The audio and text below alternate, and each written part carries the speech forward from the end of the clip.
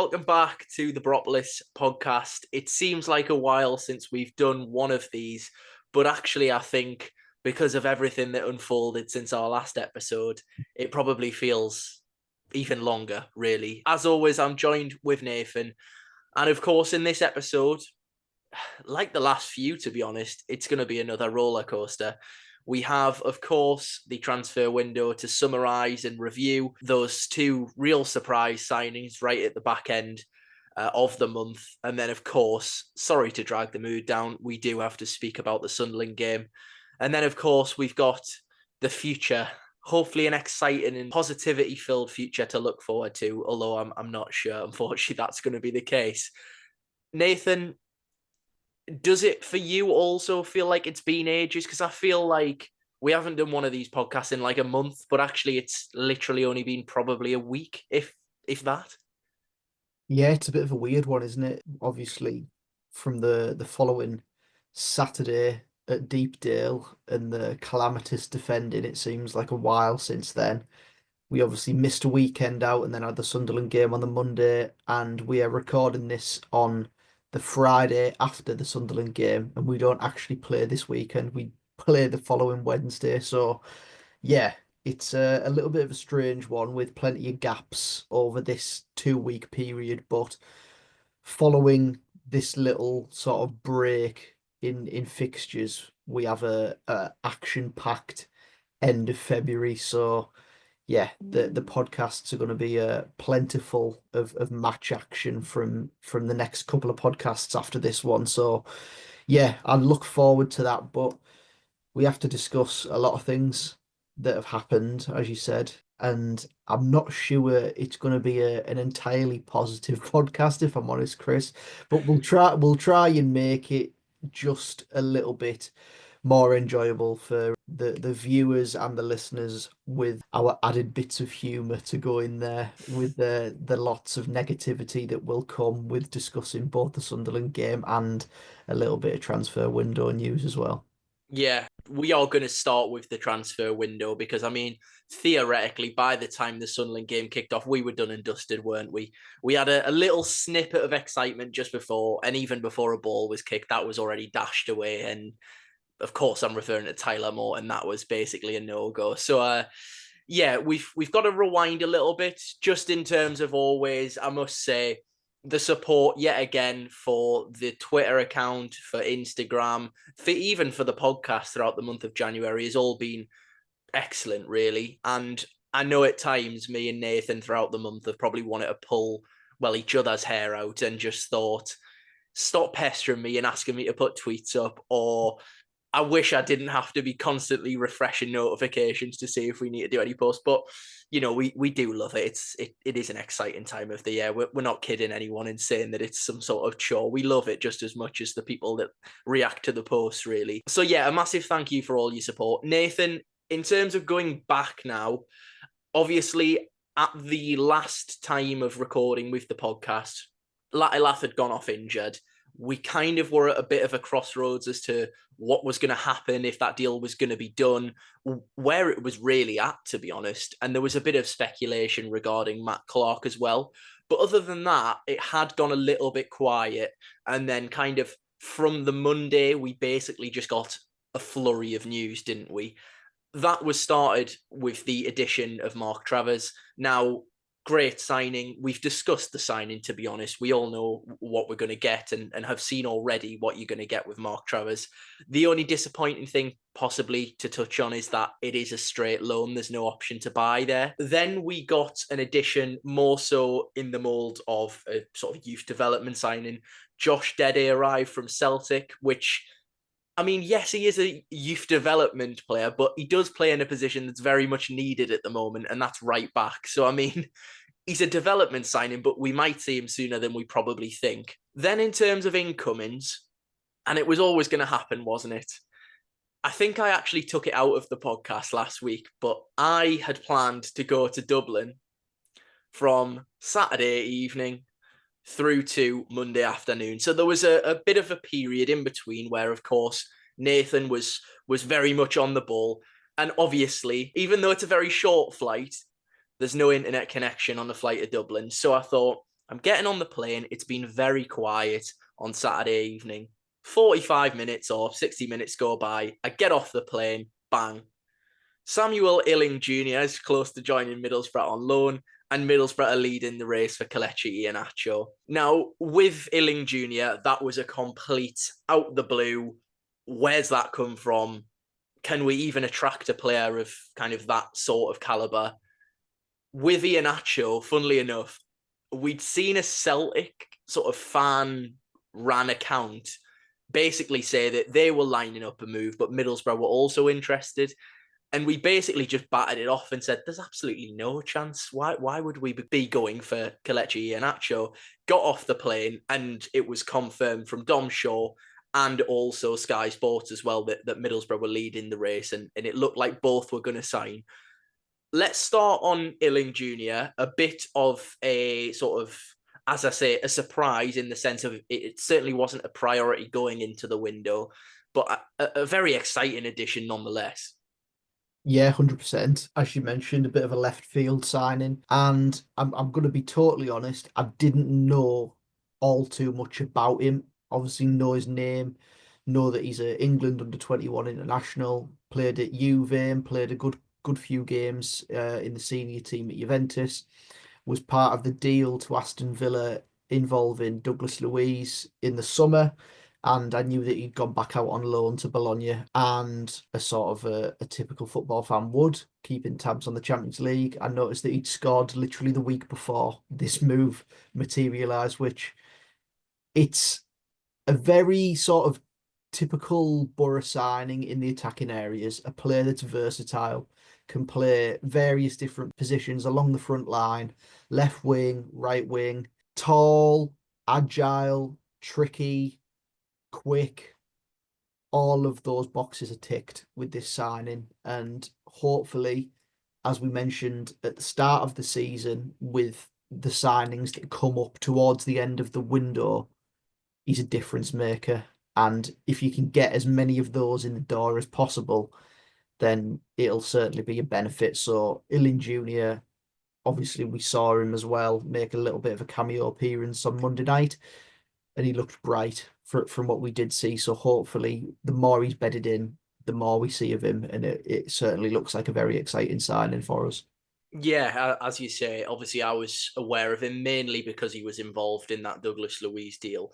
But even when I did get the notification come through, I thought, it's certainly a signing, and yes, he's gone and had a relatively successful loan at Bologna, but I think Aston Villa obviously wanted a bit more consistent game time, and what I will say is it certainly smacks of a signing for me where he is not going to come to Middlesbrough to sit on the bench. He is going to play, and obviously we've got the Doak injury to contend with, but we've added Morgan Whittaker.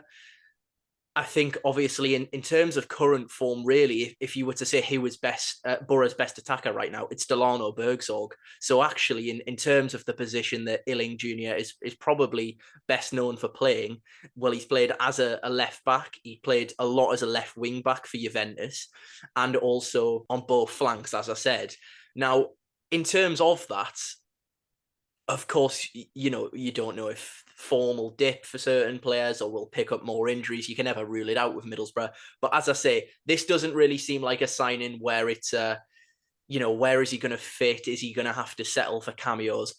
He's going to come in and play for me. And it's going to be Michael Carrick's sort of dilemma, decision, whatever you want to call it, to fit him in. And Aston Villa of basically, because of our relationship with them, with Cameron Archer, Morgan Rogers, Azaz, everything else, they've trusted us with a player that they've, yes, okay, it was part of PSR reasons, but they've invested in for the future. So it's definitely an exciting one. The other one, very much left field again, but we knew, and a lot of sort of English Premier League fans will know a lot more about.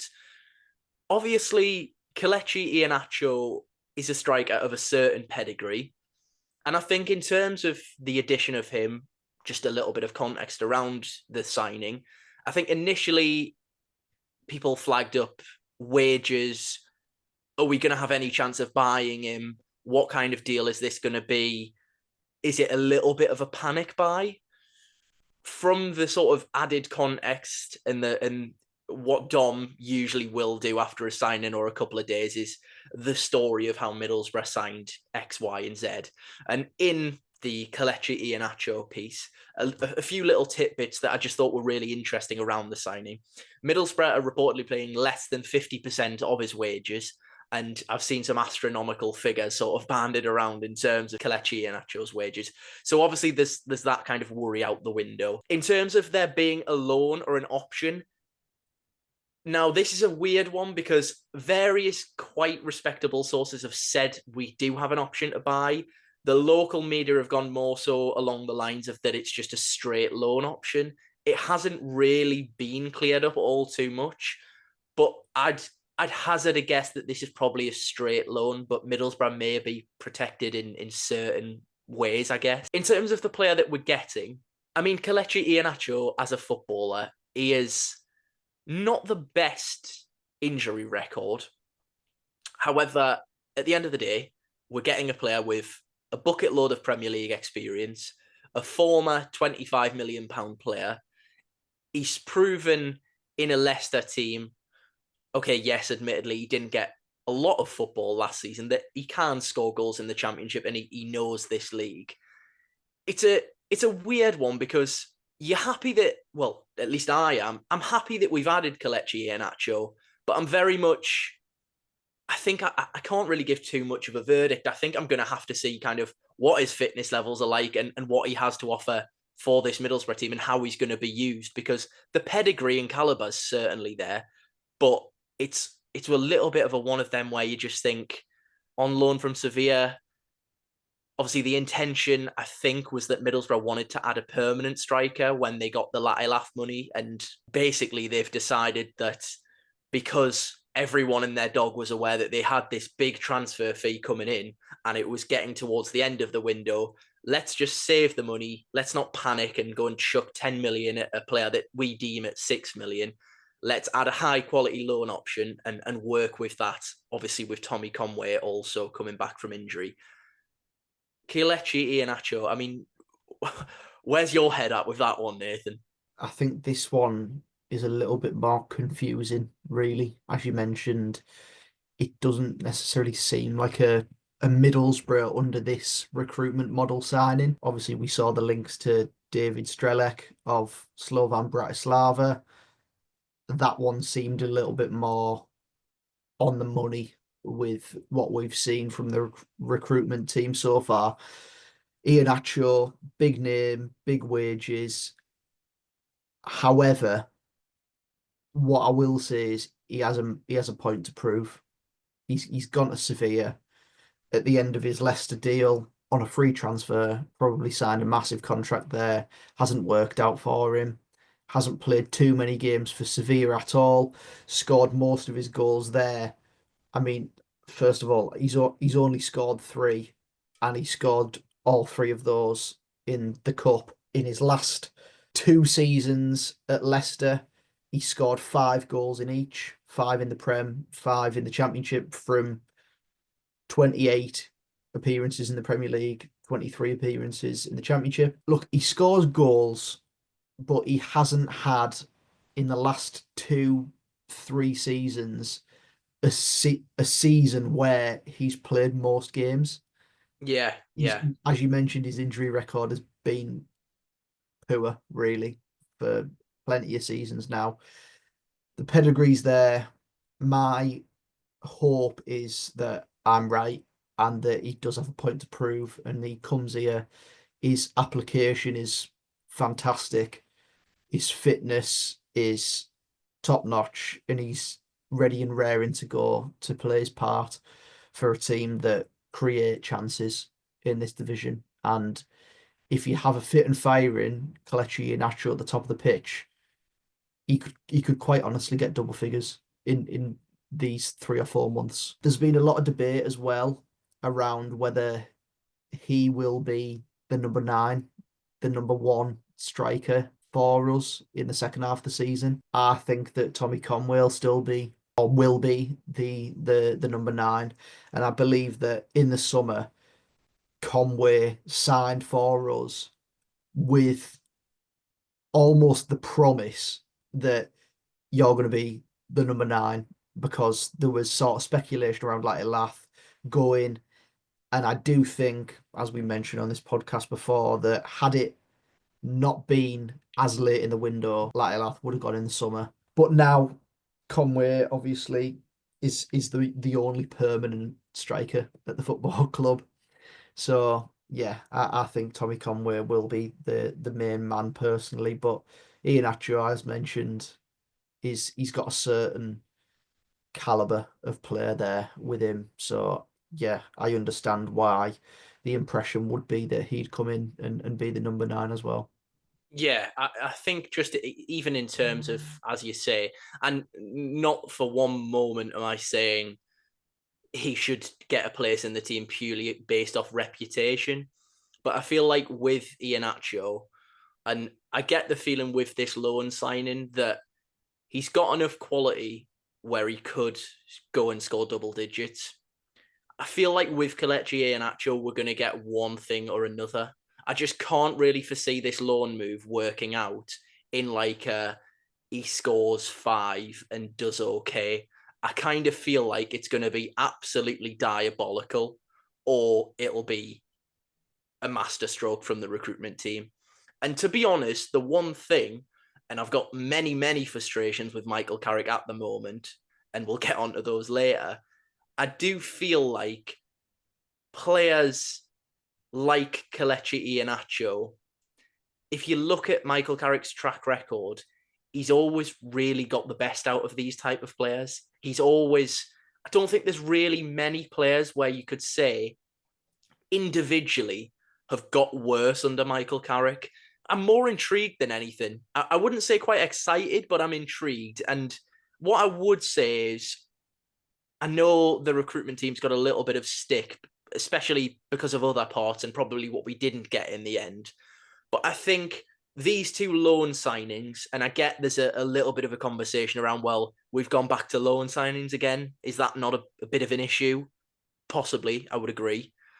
But the 2 players there where they do give you somewhat of an X factor, and even we'll get on to kind of the ratings of the window in a little bit, but I do think that Middlesbrough's recruitment team and the lure of Michael Carrick being manager have given Middlesbrough this platform above, teams higher up the division. Leeds were reportedly interested in this deal and didn't get it done.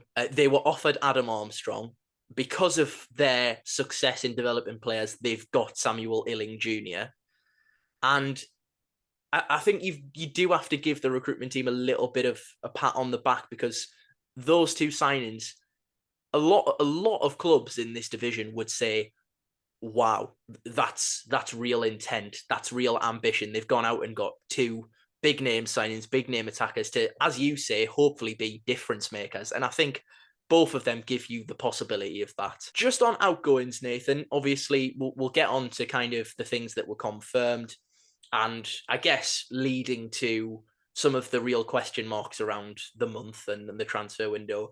Obviously, Matt Clark was confirmed. He went to Derby, and that is a permanent deal. That's all wrapped up. We kind of knew of that one last week. AJ Matthews departed to go to Millwall. I must say, with departures like this, there's always a little bit of why are we letting go of another one of our youngsters? And then 2 years down the line, he'll probably be playing for some Northern League side, and everyone will actually say, oh, do you know what? Fair enough. Like, Middlesbrough kind of actually might have known what they were doing. I can't really remember the last youngster that Middlesbrough let go of that kind of went on and flourished, and it was a huge mistake that we let them go.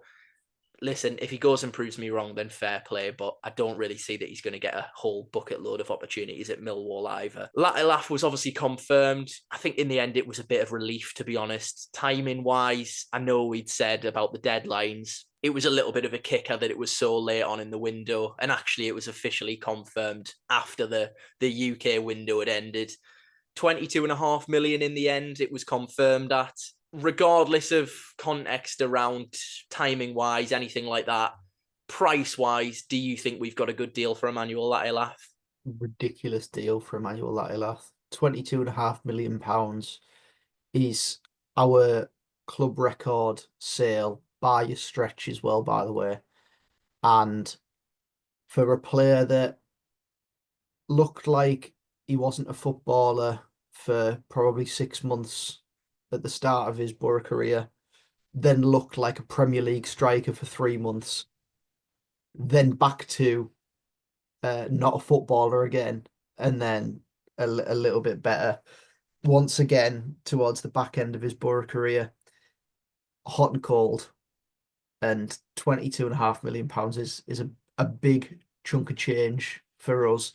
And look, everyone will talk about the Brentford and Brighton model. Hopefully, our next one in the door is Tommy Conway, who can score 15, 20 goals, and we're already sort of ahead of the curve by having him in the door already as a ready-made replacement for Latilath. In terms of, you speak about record sales, and probably another name that if you were going to guess as to what our record sale would be over the next few years, you'd probably have his name right at the very top of the list.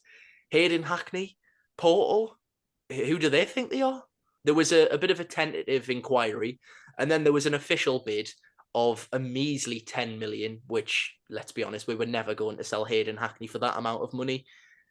I mean, say what you like, probably largely down to the sum of money, but in fairness to the club, they've gone, no, he's not worth that. Don't be so disrespectful.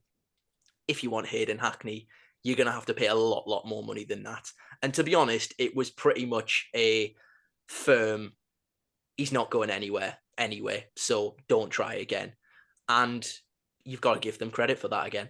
Yeah, we're already light in midfield, so losing probably our biggest gem in that position is an absolute no-go. Yeah, I can't imagine Hayden Hackney will be going anywhere pretty much anytime soon, really, which is good news for us.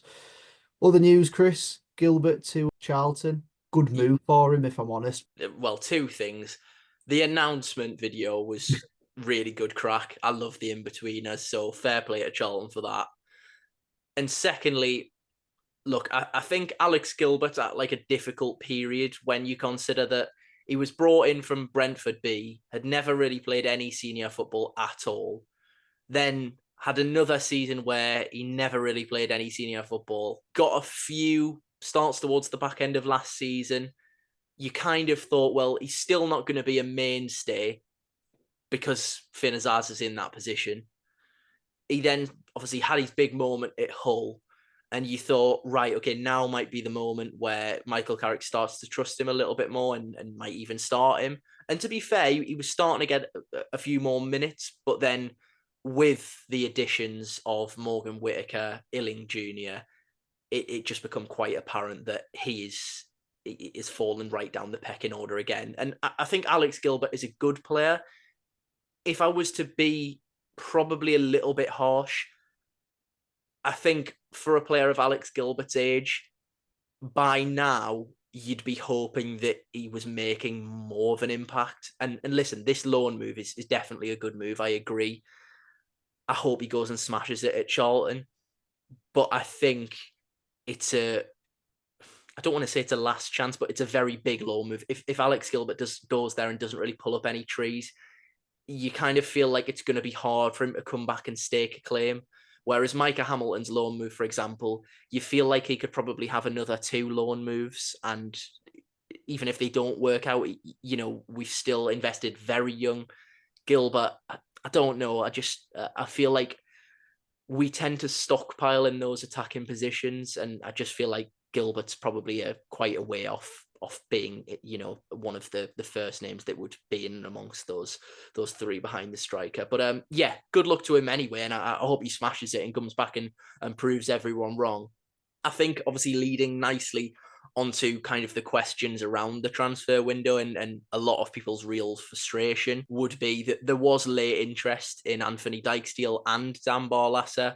There was reports that actually Dan Barlasser was pretty advanced to the point where it was going to be a double deal for him and Matt Clark. He was going to join Derby.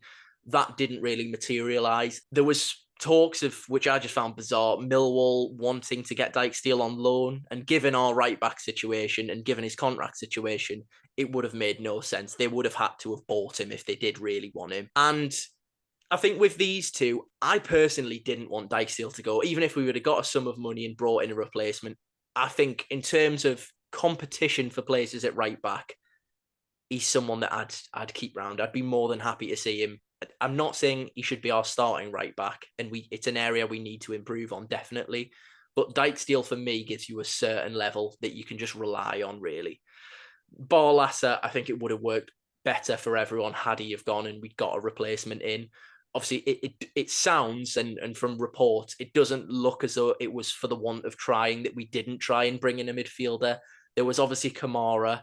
Then there was reported interest in Jacob Wright from Manchester City, who was meant to go to Swansea and then ended up going to Norwich.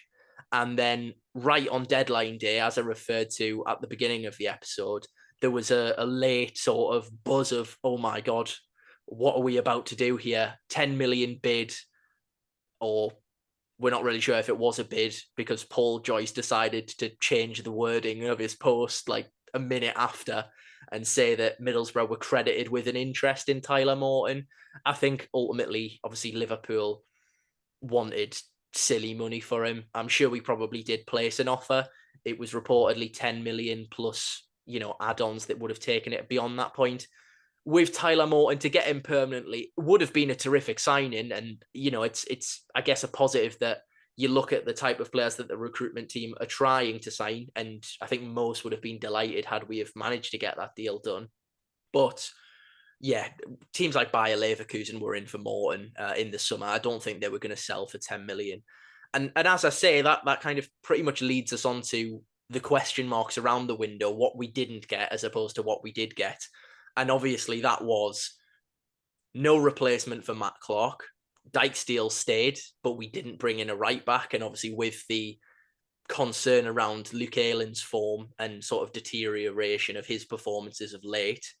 And then, of course, you kind of back at, I don't want to say back at square one, but if Hayden Hackney or Aidan Morris were to pick up an injury, you're one injury away from Dan Barlasser being back in the team. And I don't mean it to be disrespectful. For a team with ambitions that want to be in the playoffs, it would be as a disaster, really. We've seen this season already that that's the case. So how did you feel once that window, and dare I use the phrase, slammed shut? It doesn't just close the transfer window, it slams shut. What was your kind of overall feeling with obviously what we didn't manage to do, but also what we did manage to do? And I guess just the fact that actually there was a really poignant quote for me from Michael Carrick when asked about replacing Matt Clark, where he just said, "Nah, we'll be all right." And I can't help but feel that might really come back and haunt him.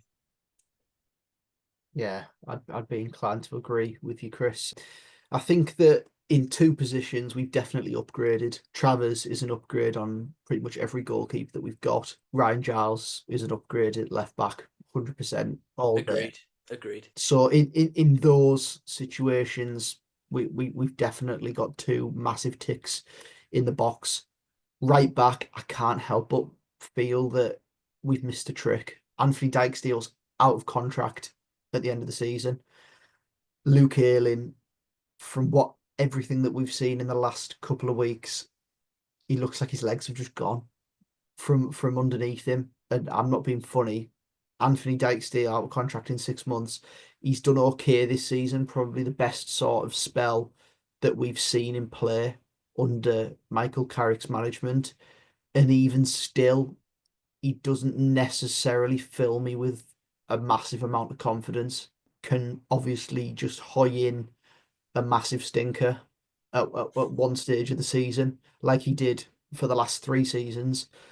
So I think we're light there. We've got 3 centre-halves currently that, I've got to be honest, I think you are currently on form tossing a coin between all three of them. I'm actually, and I mean, to be honest, it's more so a point that I wanted to touch on with the Sunderland performance, and we'll go there now. Look, I defended the signing of George Edmondson a few podcasts ago. his performance against Sunderland was worrying, to say the least. I think I've spoken so highly of Rav van den Berg, and I'm not just going to flip my whole attitude on that and say, well, he's bad because he's had a few bad games. He's been off the boil recently. I don't think that would be unfair to say. Dale Fry's the one, in fairness, where I think since he's come back from injury, he's probably been our best centre half, and he's the one that's been dropped. And I know that's probably more of a discussion for the Sunderland game, but I think in general, from the point that you're making in terms of it's a bit of a toss of a coin, none of them are playing well at the moment. And I think more importantly for me, which I know you wanted to touch on as well, it's not like Rav van den Berg and Dale Fry are the most reliable in terms of fitness in any case. No, So no. you're probably going to pick up at least if those two go uninjured for the remainder of the season, I will do something that someone can comment on the YouTube video, because it's just not going to happen. Yeah, it's not. And obviously, with only those three now, we're left light again. We're a centre half short. Lenihan looks miles away from being anywhere near fit, and yeah, we look absolutely knackered. If one of the options that the club are hanging the hat on is moving Luke Ayling to centre half in the absolute emergency, and then Dijksteel being fit to play right back, I think we're as good as knackered. And then in midfield, as you mentioned, you've got Hackney and Morris, and then the drop off to Barlasser is frightening. And Johnny Howson hasn't been seen since, when was it? Middle of December against Plymouth. He's back on the grass though, Nathan. Back on the grass, great. So He's actually not. I'm just poking fun. I'm really sorry. Law McCabe, I suppose, is your backup option. Yeah. Which, look, I don't mind Law McCabe, Do you but know what? Genuinely, Chuck Grant better in there, because I think I'd. Chuck Carrick in there. Yeah, well, yeah. In fact, I mean, if he's still here in a few weeks' time, and we do pick up a knock, I think he'd actually probably contribute more currently than what he is. Yeah, and then obviously at the top of the pitch, I don't mind it. I think that we're fine all over, really. As mentioned, with the Iling-Junior signing, we're signing players that are versatile, players that can play all across the front line. I don't necessarily mind the Iheanacho signing in the short term. I think that in the summer we're in for another job, and that's the problem. We're in for another serious summer, really. With I think we're going to see at least another goalkeeper come in, probably at least one centre half, maybe two if Vandenberg leaves. We definitely need two right backs, unless this dead air is going to be one. And I think also, just in terms of the right back, just to touch, I know it's not necessarily in the category of transfers, but obviously we're a right back down now as well, with Yeah, the retirement of Tommy Smith. Now, I know we were without him anyway, but it's one like, I mean, I don't think we're going to see Lenihan this season anyway, but it's not even like you can say, oh, well, Tommy Smith might be back in the last 10 games. That's done now. Obviously, I'm not poking fun at that. I wish Tommy Smith all the best. And to be honest, it's a shame because, ironically enough, and I think genuinely part of the reason why people are so kind of stressed out about the right back position is because with the news of his retirement, people have thought we didn't know how good we had it.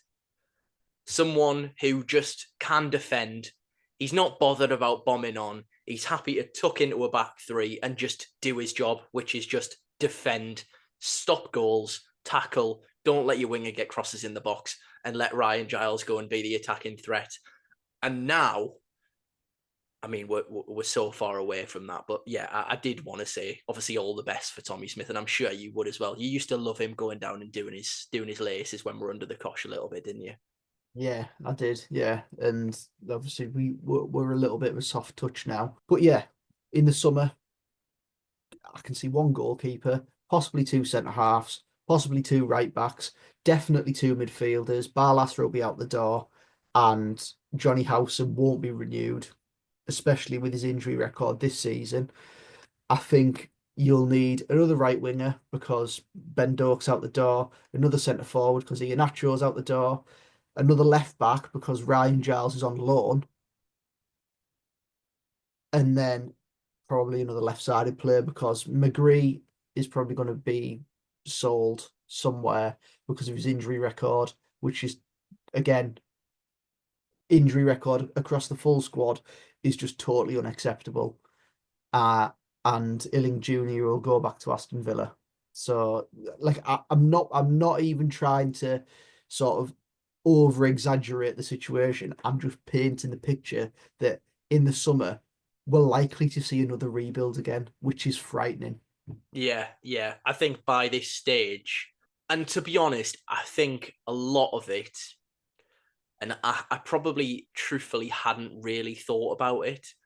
So much of the squad building, different profiles, different positions, balancing the books, so much of it was riding on Latilaf going through early. And to be honest, it's probably set us back 6 months.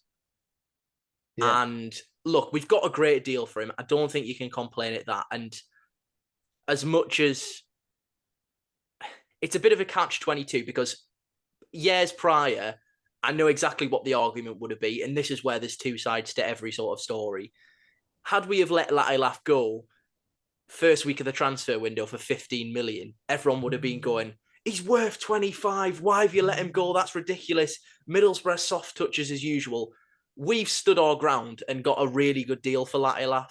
So on one side of the coin, fair play. We've done and not rolled over and not said, okay, you can have him for 20 and we'll shake your hand and get done. We've got as much as we could have possibly got out of him. And I must say, it is a little bit funny that despite all of his agents' antics, that he has ended up in the MLS. This signing being, or the deal going through so late, as you say, it's affected the replacement striker. It's probably affected us going out and being proactive because we've had a big chunk of budget not available there to go and sign a right back or a centre half. As time goes by, and I think because we don't have a game this weekend, and obviously we've had another negative result, I'm thinking, is this a great window? But I think I certainly don't want to put a complete negative spin on it. What I would say is, and I said this in the fan panel in the Gazette, if you look at the 6 signings that we made, I think pretty much every championship club would have said, I'd jump through hoops for those 6 players to be added to our squad. However, we have lost arguably the best striker in the division. And there's also gaps where you do think we're 1 or 2 injuries away from an absolute crisis. I think it probably levels out. If we're going to grade it out of 10 for me, I'll stick with 7. I think 7 out of 10. And the 7, a large, if you want to break it down into 2, I'm probably going to lean more so towards that being a 7 and a good window, purely based off the incomings. I'd probably say 6 if I'm totally honest, which is we're left light. And with the injury record that this squad that has continued to throw over 2 seasons now, or near enough 2 seasons, I can see a point in March where we're struggling to field players in their correct positions, especially at the back. It is a bit of a worry, isn't it, Yeah, really? that's my worry. Having seen the performance on Monday night, which we'll get into in a moment, there's sort of no real wriggle room to swap over players at the back either at this moment in time. Dijksteel's not fit. You've only got 3 centre halves.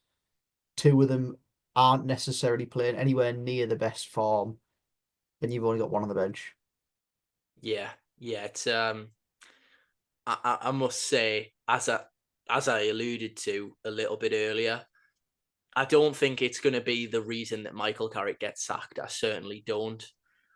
But I feel like that comment will just ring round, probably like you say, in March time, where Vandenberg or Fry pick up an injury, and you've got Luke Ayling filling in, or Neto Borges filling in at centre half. and that clip from the press conference will just be played over and over again.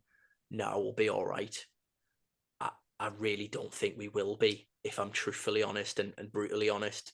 It does scare me. I'm just crossing at everything that all of the stats and data, if you want to pin it down on that, to Dale Fry and Ralph Vandenberg's injury record is, well, basically the second half of the season is just a complete outlier in their careers, because we're going to need them to stay fit. And historically, they don't really.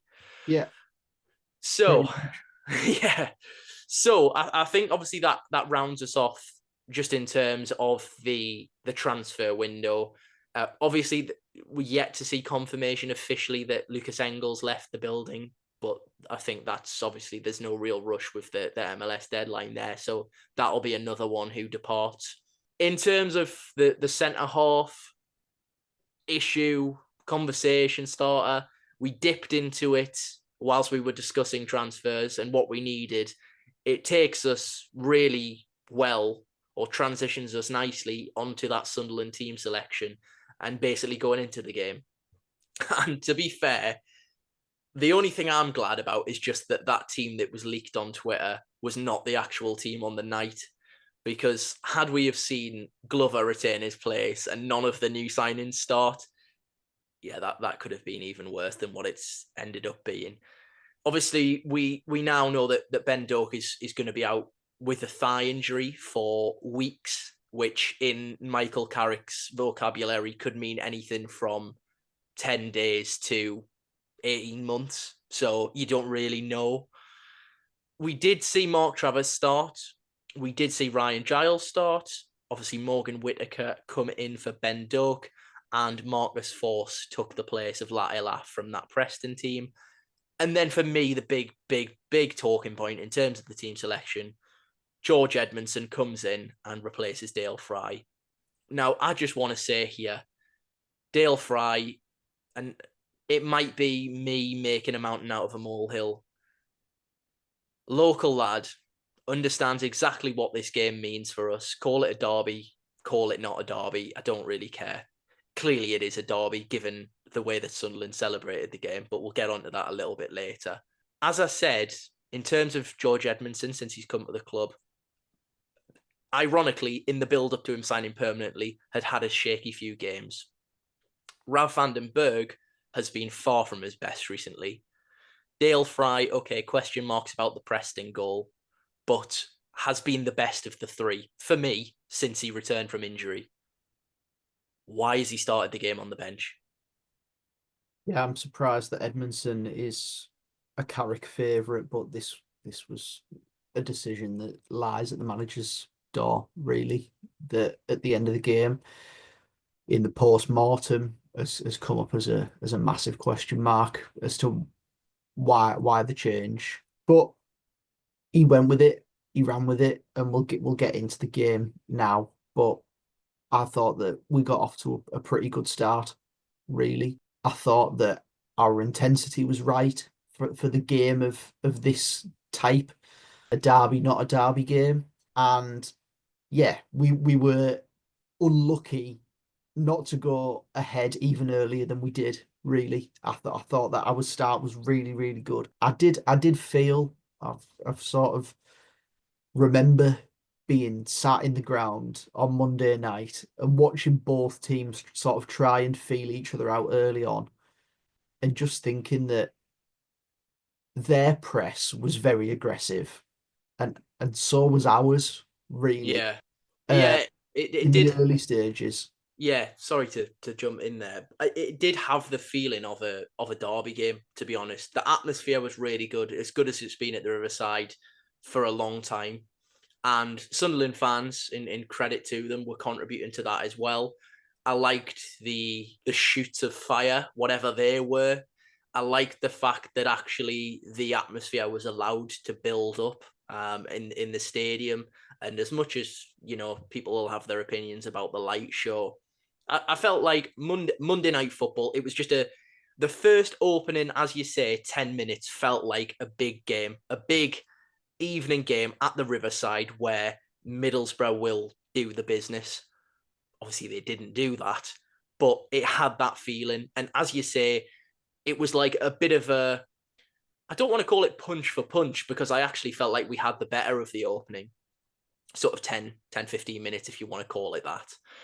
And to be honest, when Bergzor goes through, wonderful ball from Hayden Hackney and scores, I actually thought, I tell you what, here is this like, has Michael Carrick shot a firework up every single one of their arses before the game's even kicked off? Is he really got them going? Has Leo come in and sort of like threatened them all to get out of the blocks quickly? I don't know, but I felt when Bergzorg gave us the lead, we could. This is the perfect opportunity. Loads of momentum in the game. Go and kill the game, because both teams, and especially us in the second half, the line seemed to be quite high, and it was one pass that knife through butter. Bergzorg was in, and what I will say is credit to Delano Bergzorg. Had that have been 3 months ago, I probably would have said, I'm not sure. There was no doubt in my mind as he went through on goal that he was putting it in the back of the net. Yeah, great tackle from Hackney, great pass from him as well. It felt like, sort of, again, looking back at the end of the game now, Hackney was one that you could tell on the night was right bang up for it. And Um, and and guess what? A local lad that knows what the fixture means. yeah. Who'd have thought? And as you say, it felt like after the first 10, 11 minutes, when that first goal goes in, we had the better of it. Our intensity was right. And if you continue on with that, you could quite, I don't want to say easily, because they were definitely playing their part in the game, but you definitely have chances to be able to put them away. And instead, what we saw was Boro go 1-0 up and just sort of slow the game down. Why? Why? Keep it high octane. They didn't like it in the first 10, 15 minutes of the game. So keep it like that. If you can maintain that, okay, if there's a lull for 5 minutes, but you can't just go 1-0 up and go, that's us then. Yeah, and do you know? Honestly, when I felt that this began to creep in, I thought that we were in very much in control, and then there was a spell where just before, and ultimately it's what kind of results in the equaliser. But a few times Middlesbrough tried to play passes into midfield, and we've spoken about in the last podcast, and I'm sure we'll continue to speak into it. The whole dynamic of the game changed. George Edmondson, probably for 5 minutes, it felt like every time he got the ball, give it away. And Yeah. it was always in dodgy areas. And from that moment, Sunderland kind of thought, we're picking the ball up in some good areas here. And then ultimately, as I've just said, it doesn't directly come from that. But in one of those areas, they find the equaliser, inviting unnecessary pressure on, trying to play balls into midfield where, yeah, okay, Middlesbrough are never just going to lump it, but just making stupid, naive decisions again. You've Yeah. taken the lead. Okay, Sunderland fans, they weren't silent, but just manage the game a little bit. Instead, you give them a load of confidence by trying to play right-footed, left-footed passes into midfield with people up both midfielders' arses and just putting us under a load of unnecessary pressure. Yeah. There was a lot of instances of Edmondson playing those passes, and even if they're a yard either side, the Hackney or Morris had Job or Dan Neil right up against them, up against the backs, trying to pinch, and more often than not, they would pinch and then force an attack. Quite ironically, we did have a chance where we should go 2-0 up, which is Hackney driving through midfield, playing it to Force, and there's been a lot of talk of Force's finishing and him being like the best natural finisher at the football club. That I've been guilty of saying that as well. I don't. I'm gonna defend him here. Yeah, he's had a bit of a stinker in this game with his finishing. I still believe he is. You don't become a bad finisher overnight, but it's a really bad miss, and It's a it's not what you expect from Marcus Force either. it's a bad miss. It's a really bad miss. I think for a player, I don't think I've ever seen Marcus Force go with a inside of his foot finish, like ever in I, any of his Boro goals. yeah, And he goes for one ear and sends it into the south stand. I was just about to say, to be honest, I've not seen Marcus Force in that position not hit the target or at least Yeah, work the keeper. a little bit frustrating on that point, but then the goal, and we can literally go through all the goals without even giving Sunderland the tiniest bit of credit, which I mean I wouldn't mind doing, but Yeah. at, at the same point, you can. I was having this conversation with someone the other day where it's like, oh well, Borough beat themselves again, and look, I'd be inclined to agree, but you just can't beat yourself every week. It just No, can't you happen. can't. You can't. And you can't. The touch from Lefay, yes, okay, it's dreadful, and Ryan Giles sticks it in his own net, and the build up to it is god awful. But the touch to take it away from Ayling is a brilliant touch. It's an absolutely excellent touch. Luke Ayling's running in treacle, by the way, but it's a great touch nonetheless.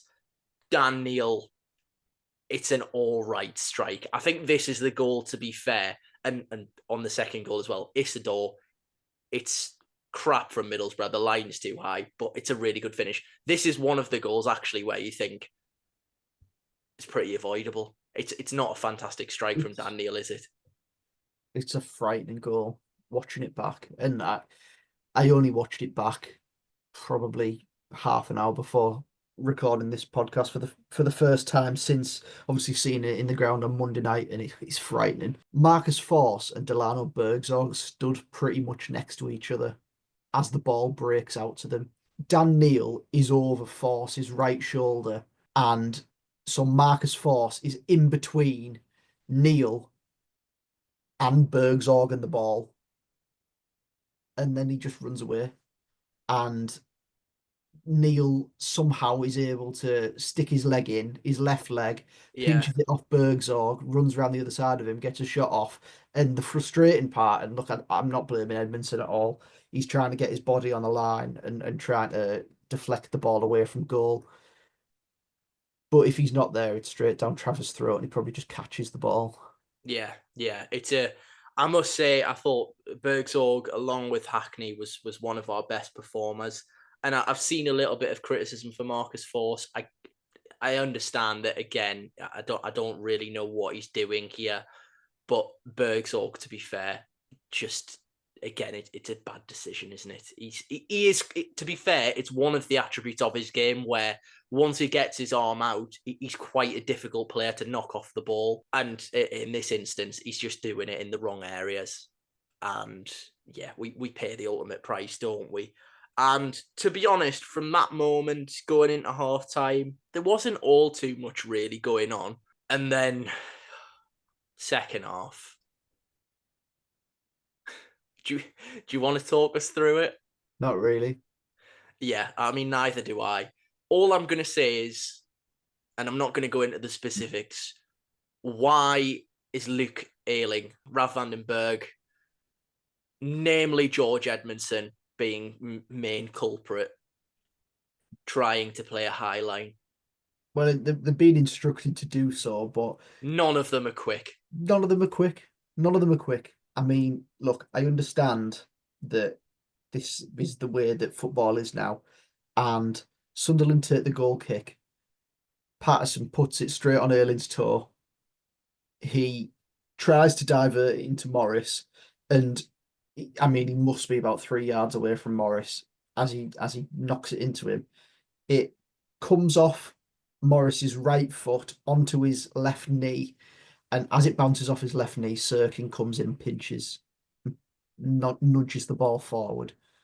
Lefay's there. He turns, pass in behind. Isidore runs through on goal, fakes to shoot. City travels down on his arse and pass the ball an empty net. Goal. Simple as that. How is it that easy? It shouldn't be that easy. from a goal kick, and we stood on the halfway line. Like no one is for like deeper than the actual halfway line, and Isidore runs from pretty much just inside our half of the pitch, and he Yeah, runs he runs a full half of the pitch before slotting into an empty goal. yeah. And I think what's so annoying, people talk about game state and things like that. It's what, 5, 6 minutes after half time. There's really not to be honest, a lot of excuses. And look, I'm not gonna be a bitter fan and say that it's not really composed from Isidore. I mean, he's got the freedom of the Riverside to do it, but you've still got to execute it and fake shot and then obviously tap it into the empty net. And it's a good finish. A little bit similarly to Bergsorg's goal, in the fact that you kind of just think, how has he got that much room?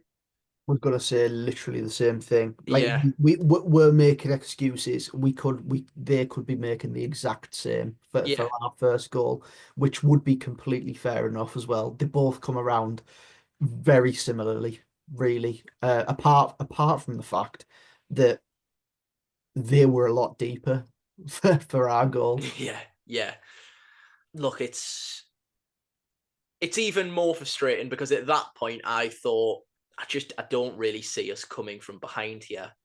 And it's another point on mentality, another point on, do we have a soft centre? We've only, I think, twice this season gained points from being in losing positions. And we actually do the hard part. We get ourselves back in the game. And it comes from a little bit of nothing and a really excellent strike from Hayden Hackney. But we do the difficult part in the game. We get back into it. We find a leveler. And it felt like a big time to get that goal. Look, we made subs moments after Iling-Junior came on, and we had a big chance. Praise the Lord. Praise the Lord. An early sub. I And mean, I must say credit to Carrick, because literally he hauled Finazaz off. yeah, I mean, at that moment when the board went up, it was the first time I'd noticed Finazaz was on the pitch, to be honest. But he made the sub nonetheless. So brilliant. yeah, He's being proactive. yeah, being proactive, bringing on a player that's direct and can offer you something different. Honestly, after that Isidore chance and Travis save, there was just a nothingness for 15, 20 minutes at the end of the game, up until a pass that goes astray from Morris in the middle of the pitch as he aims for force. He's about 3 yards off. Oh nine picks it up, spreads it out wide to Lafay, and as you mentioned earlier on in the podcast, his touch is sublime, takes it up the line for Ayling. I think Ayling's positioning here is, well, it's what has let him down, as well as his lack of pace. He anticipates that Lafay's just gonna simply touch the ball on his right foot and deliver a cross. Instead, Lafay goes up the line, and he does him for pace. He All ends up, literally he literally has him on a leash at this point. And yeah, I hate to be like, Sunderland have got an amazing player on the hands, but I must admit, I actually felt sorry for Luke Ayling in this moment, because I just thought, you're done. yeah, yeah. Obviously, the delivery into the box doesn't pick out a white shirt, but he picks out Ryan Giles at the back post, and it's a great finish. I was just about to say, it's a cracking finish from Ryan Giles. And Yeah, what are the chances? Two home debuts for Middlesbrough, and he scored a worldie in both, but they just so happened to have been in the wrong goal. yeah, yeah. Hopefully, the sort of Ryan Giles law continues and he turns into an assist machine from this moment onwards, which we did see some good crosses into the box on Monday night. But yeah, look, it's not a derby, full-time scenes at the Riverside. I was in the concourse when I saw what was going on the TV. It did sort of boil my blood a little bit, but just makes you laugh at the same point that it's not a derby until it is. At the end of the day, it was probably a game where a draw was played, but fine margins once again, and Boro come out the wrong side again, and it can't keep happening. Yeah. And I think, look, I don't want to make it seem like this is a, and this is always a worrying thing to sort of preempt your following words with, but I don't want to make this seem like it's a head loss down to the fact that Isidore's put his shirt on the corner flag. No, go on. However, that image, as well as Coventry celebrating on the Riverside, Burnley celebrating on the Riverside, Leeds at the back end of last season celebrating at the Riverside. I worry that that is now, those images are now starting to actually cloud my judgment and my memories. If Michael Carrick was to get sacked tomorrow, I almost feel like those images are what I will think of Michael Carrick's Middlesbrough as. And it might be a little bit reactionary, but it just feels like now, for the best part of, 2 years, those images are basically a wider picture of us just being the nearly men and Yeah. just nearly being a good team, nearly winning a game, nearly having those types of celebrations. And it's just continuously now being the complete opposite. We've always just been the team on the receiving end. And Isidore putting the flag on the corner flag, like you say, it's a bit of a funny one because it's not a derby, but they're carrying flags around, the club shots being decorated. And we'd be lapping it up as well if it was us. Let's not kid ourselves. We would. But it's not just because it's Sunderland. Coventry did the same and it annoyed me. Burnley celebrated winning promotion at our stadium. Leeds, although they ended up bottling it, got that massive win towards the back end of last season. And I'm just yet again thinking, is this just the story of Michael Carrick's Middlesbrough? Because for so long, Michael Carrick got a free ride, let's be honest, and deservedly so, because of the credit in the bank from that wonderful season with Chuba Akpom, Cameron Archer, all the rest of it. But now that almost overshadows everything for me, because those four moments for me kind of just give me that sinking feeling of, as I say, are we just nearly men? Are we ever going to get that moment of jubilation, of sheer joy of we've really achieved something, or are we just going to be teased and everyone else will get to celebrate? That's kind of where I'm at a little bit, and it's a horrible feeling, I must say. I think the sort of what I'd seen on social media the morning after, with the photo of Isidore with the shirt on the flag, and the Sunderland fans obviously lapping that up, and the Boro fans in return saying, "Hang it in Rockcliffe." Well, what I will say on that front is Coventry have done it twice, both getting there on the final day of the season and obviously getting to Wembley at our Yeah, ground. yeah, I forgot about that. Yeah, Yeah. thank you for reminding me for that Pro, one. Burnley promoted at the Riverside, Leeds celebrating at the Riverside. All of those have already happened, and there's been limited reaction Yeah, yeah, to those incidents. What makes you think that that's going to be any different? yeah. Look, I seen those tweets as well, and social media posts, and I almost thought, you know what, it's a little bit naive to think that that would go on, or that would actually, like, garner a reaction out of this group of players and out of this coaching staff, because, and I know it sounds like really, again, like it's a little bit similar in the breath of, do we lack leaders? But can you imagine that happening with Adam Clayton and Grant Ledbetter in a team, or Ben Gibson, or George Friend? And look, I'm not saying I'm not going down that route of leaders, but I'm talking about character, character in a manager, character in a group of players, the makeup of a squad. It wouldn't happen.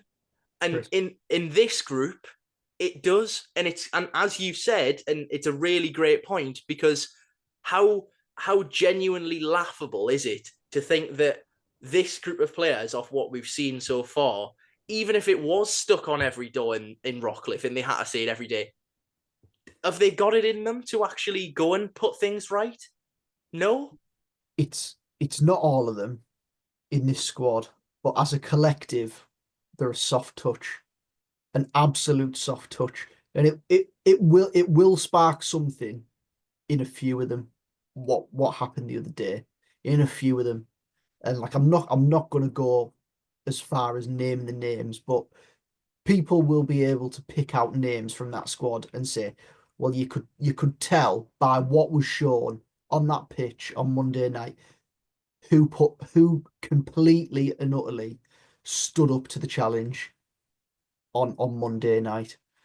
And unfortunately, they're having to try and carry others that simply haven't got the character to be able to play a part in a team that over the course of an entire season, not just a couple of games, but over the course of an entire season, are going to be a success in this division because you need character.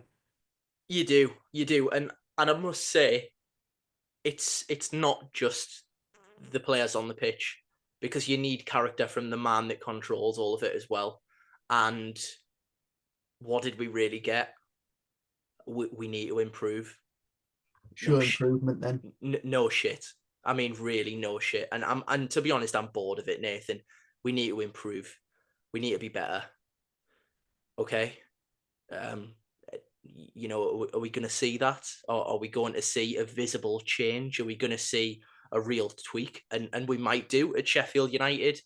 We got to real, like, worrying territory at the back end of last season. And before that Norwich game, where it kind of sparked the bit of a resurrection of our season, and it gave us a slight glimmer of hope that we might just sneak into the playoffs last year. And it was when we went to a back five. And I'm not saying I want us to go to a back five. I generally, I'm not a huge fan of them, to be honest, or a back three, whatever you want to call them. But at least it was a visible, this isn't working. The definition of insanity is doing the same things over again and expecting different results. We're getting the same results. We're not changing anything. So do something different, make a visible change, whether it be a tweak of tactics, a tweak of attitude, be a bit more out there, be a bit more ballsy, go and look, I don't know, add an extra body to the midfield, drop Finn Azaz, pack the midfield, give us a bit more bite, play an extra central midfielder, go two up top. I don't know, I'm not on the training pitch every day, but it just can't go on. And I mean, you look at, you've made some points about the actual results and kind of where we're at the moment in terms of how badly things are actually going, to be honest. And people might say, spoilt Middlesbrough fans, you're in and around the playoffs, you've bought a load of exciting attacking players in. Yeah, fair enough, okay. But the result that we're being served up on the pitch is pretty pathetic at the moment, to be honest. Yeah, and the frustration boils down to the fact that we know what the players are capable of. We know that we've got quality in this squad. And like you say, as the point that I've written down here on our notes, since Oxford in the back end of November, we've played 15 games in all competitions and we've won 4. That's like, I don't even know, pretty much relegation form. It's poor. It's gotta be close. It's incredibly poor, really. What is it? 19 points from a possible 45. Okay, one of them was a cup game. Not good It's enough. it's so far from good enough, really, isn't it? And I look at the post-match interviews again, and I'm not going to go down the route of, Michael Carrick needs to change as a person, because, we were all singing his praises for being cool, calm and collected and not getting too high and too low. But with fixtures coming up, it's got to the point now where I kind of feel like it might be a bit of a slippery slope. And historically, throughout Carrick's tenure, and ironically enough, today, through the sacking of Paul Warne, he becomes the longest serving manager in the Championship. And I think that tells its own story about where we're at. But throughout his tenure, we've always, when it's really, really got difficult, we've pulled a result out of somewhere. And I think, to be honest, I know last season we had a real bad run in and around that period where I think we slipped after the Stoke defeat. We slipped to within 4 points of the relegation zone or something like that. And although it's a very different kind of pressure, I think over the course of February going into that month with some really, really difficult games coming up, I think this is the most pressure that Carrick's been under throughout his tenure. Quite possibly, yeah, because of the expectation and the investment that has been put forward by the football club. Yeah, there's no doubt about it. We've got 2 games coming up in the next week that are like difficult games on paper, and I mean for the first one especially, when you talk about character, you need that going there, or else you're going to come unstuck very quickly. Yeah, Very quickly. it's one of those grounds, and it has done previously, but it's one of those grounds. And of course, we're referring to Sheffield United, where it could get ugly, couldn't it? If you turn up there and you're not at a certain level, it's getting 3s, 4s, 5s. It's getting a real hiding and a bit of an embarrassment. And I mean, who else would love to do that more than, I'm not going to repeat what you've referred to him as in the notes, but the round man in charge in the dugout at Sheffield United. Yeah, you got to remember that Carrick is his successor Of course, yeah. at Middlesbrough. Carrick took this man's job, and yeah, I'm sure he'd love nothing more than to dish up a beating. Which, look, I'm hoping that we can go there and stem the tide a little bit and kill the game early on, and then get into it, get into playing our stuff. And I believe we've got the players to hurt them. I really do. As much as they've got some players that do stand out. You look at the work that they've done in January, signing players, Cannon, Brereton Diaz, Harry Clark, players that have been there and done it in the Championship. And then obviously Hamer, Vinny Souza, like other players that are top level for the division. And if you're not going to go there and stand up to the task, defend properly, don't throw each other under the bus, playing passes into midfield that just aren't on because players are right up the backside, playing high lines that are going to catch you out. It's you can't afford to continue to make mistakes, which they are currently the difference. We played well on Monday night against Sunderland. We played well for the most part, but again, we've shipped 3 goals through mistakes, and they have to be cut out, plain and simply. Following Sheffield United, Watford, who up until very recently were similar to us, really, in and around it. They are still in and around it, but they're on a little bit of a slippery slope at the moment. You know what they're like as a football club, a little bit of a basket case with the constant churning of managers. Tom Cleverley, I think he's been there the longest out of the last 5 Watford managers, I think it is. And it looks like he's right under the cosh. Again, a difficult test. I know this is week in, week out. This is the Championship for you. Yeah. There's no pushovers in the division. And plain and simply, cut out mistakes and you're in with a chance. Yeah, I mean that's kind of the story of the season, isn't it? Cut out those daft errors, and I think we'll still be right up amongst the leaders for errors leading to goals. Cut out a couple of them, and we might find ourselves in slightly better stead. But I think the pressure's on, to be honest. Yeah, it's dire straits, isn't it? But look, I'm going to be totally honest. I'm actually looking forward. Like just totally hear me out. I'm Okay. actually looking forward to seeing what type of performance they throw in because honestly, as you say, the pressure is on. 4 wins out of 15 is not anywhere near the level needed. I think firstly, and I know it seems like such a basic thing to ask for. I just want a reaction. Yeah, I want a reaction from, let's be honest, utter humiliation. I want the players and the manager and the manager's message to his players to be, go and win a bit of credit back.